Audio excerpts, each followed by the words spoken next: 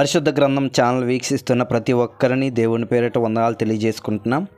ప్రేమ, సంతోషము, సమాధానం సదా మీకు తోడేండి నడిపించును గాక.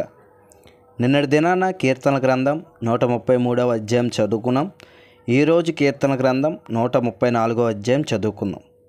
యెహోవా సేవకులారా, యెహోవా మందిరములో రాత్రి నిలుచుండు వారలారా, మీరందరూ యెహోవాను సన్నుతించుడి. పరిశుద్ధ స్థలం వైపు మీ చేతులెత్తి యెహోవాను సన్నుతించుడి.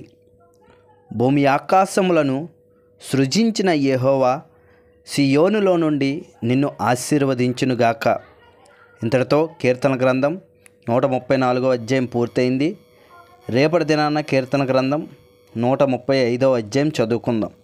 ప్రేమ, సంతోషము, సమాధానం సదా మీకు తోడేయుండి నడిపించునుగాక. ఆమెన్.